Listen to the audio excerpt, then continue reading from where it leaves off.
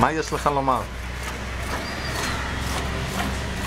עצמי, ברוכים הבאים למבצע חליבה של חול וישראל לכבוד חג השבועות, תש"ע הבא עלינו לטובה, שנזכה לכולנו לקבל את התורה בשמחה ופנימיות, מה שידוע שהתורה נשאלה לחלב, כמו שנאמר, דבש וחלב תחת לשונך.